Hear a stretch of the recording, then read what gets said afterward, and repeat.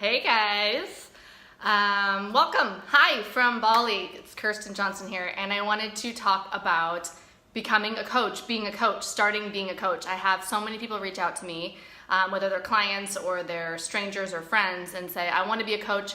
Can I coach now, or am I a fraud? Am I a fraud? And so I think what happens is a lot of the time we will get inspired by our own growth, our own transformation, and then we want to provide that for somebody else because we've been through something major, and then we want to be of service in that way. We know how much our life has changed, and we want to provide that change for somebody else. And the question often comes, am I ready now, or am I a fraud? And usually I say to people when I'm coaching is now is the time. Now is always the time to take action, because waiting is usually a lie. Right? Waiting is fear, it's procrastination, it's not real, it's keeping us away from feeling feelings we don't want to feel, which we would feel if we did something right now.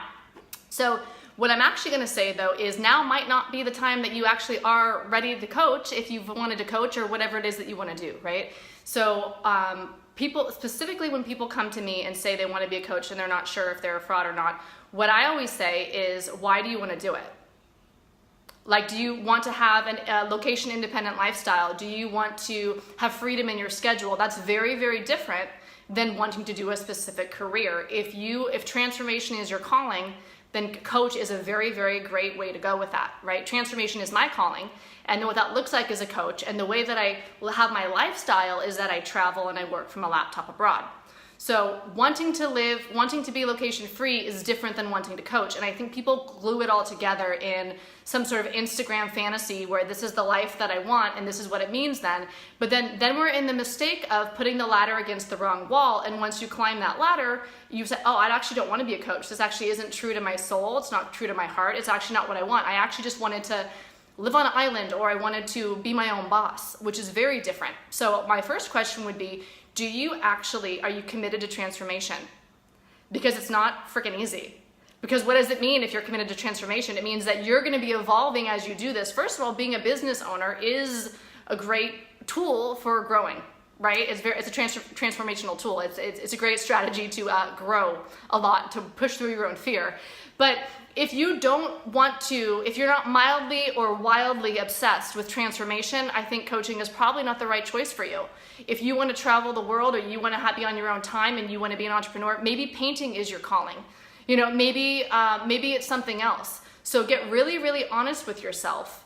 If you actually are mildly to wildly, I like how that sounds, obsessed with transformation, because it's going to require you to evolve into a new person. And then coaching is completely separate from what you happen to know about the topic that they're in. If somebody is a medical doctor and wants to be coached by me, I can absolutely coach them, because coaching isn't about the topic. That's mentorship. When you tell somebody how to do something that you've already done, that's mentorship. Coaching, the way I was trained in my school, I did a coaching certification in 2012. At the Coaches Training Institute, if you're interested, CTI. But the way that we were taught is that we follow the energy. So I'm mindful of the client's energy. Is it resonant or is it dissonant? Because just like when you shift in a car, right? We rev up into third and then we rev up into third and then shift into fourth. So that's the way transformation happens. It's if somebody is in a very high energetic state, I will push them a little higher, and then there can be a shift. Or if they're in a low state, push them a little lower, and then they can have a shift and a release. And that's where the transformation happens, because when we shift 1 inch or 1 degree over time, it's a whole different life, right? So I don't need to know about what topic is up for you to be a good coach in that topic, right?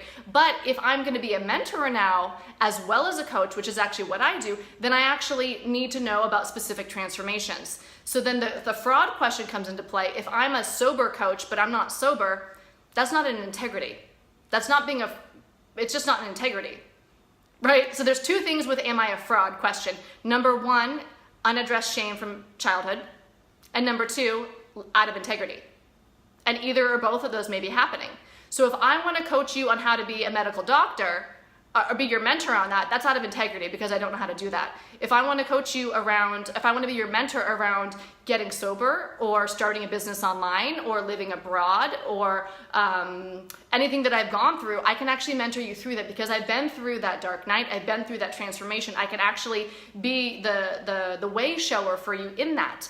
But where we get out of integrity, if I want to be a health coach and haven't had my transformation yet, then while I'm becoming the coach, then I want to go through that transformation so that I can be the example in that way for the other people. If I want to show you how to make $1 million in 1 minute online, I need to have made $1 million in a minute online in order to show you what I did, which is separate from actually just working on someone's energy for transformation, right? So I think most people put coaching and mentorship together, which is, I mean, that's how I work.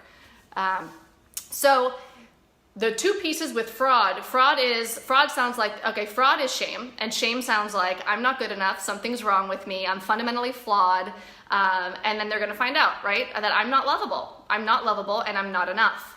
And so fraud is something that, or shame is something that we all have, and we all have it in varying quantities depending upon our childhood and our adulthood, our life experiences, but specifically from childhood is when we can develop levels of toxic shame. And so if you haven't met your shame yet, you're gonna tend to feel like a fraud in whatever you do,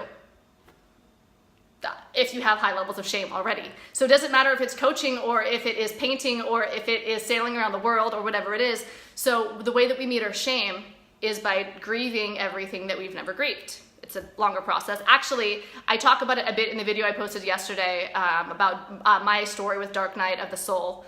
And so that was when I met my shame in a really, really deep and profound way, and I cried for a while, and I grieved all the grievances I had never grieved before, and and that's actually self-love, when you're really with yourself, when you're really with your emotions and you're aware of everything in your body and you're not judging it, you're allowing it.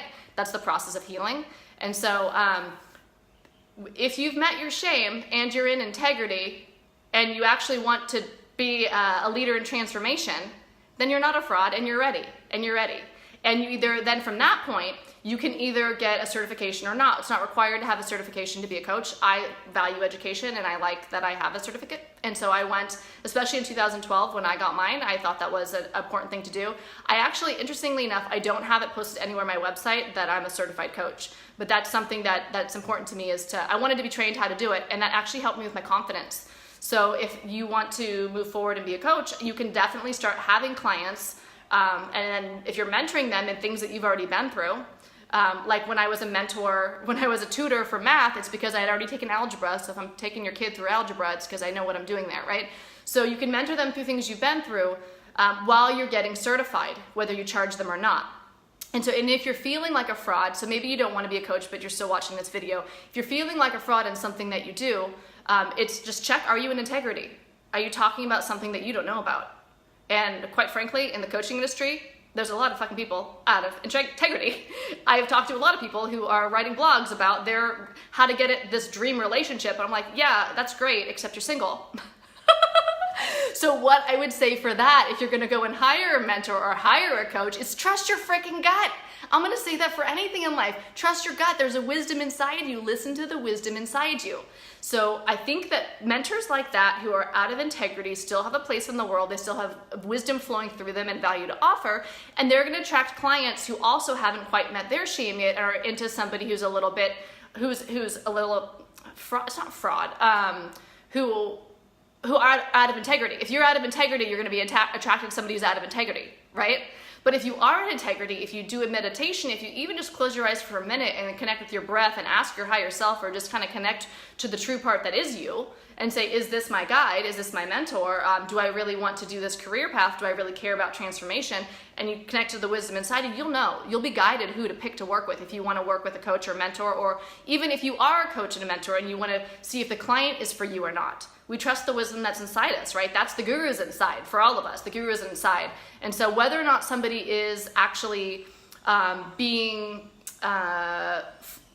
like a fraud or out of integrity in their own marketing, or they're saying they have a result that they don't actually have, they haven't actually made $1 million in 1 minute online, but they're telling you how they can teach you how to do it, you won't be attracted to that if you stick close with the wisdom inside you. I don't think we'll be a match. If we're in integrity, if we drop down into the wisdom us, we'll be guided, right? So I wouldn't worry about that factor. But yeah, so there's a huge, much bigger conversation around the feeling of shame and am I a fraud and all of that.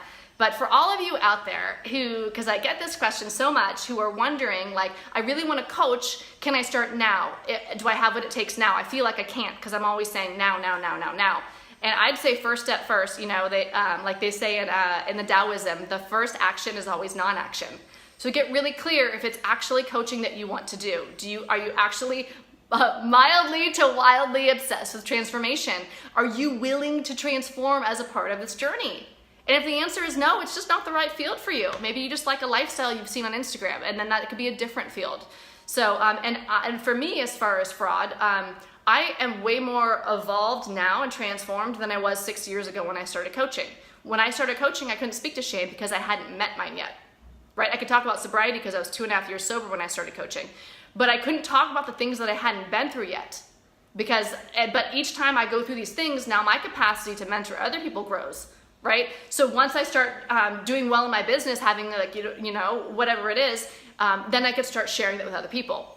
So I think the main thing is stay in integrity.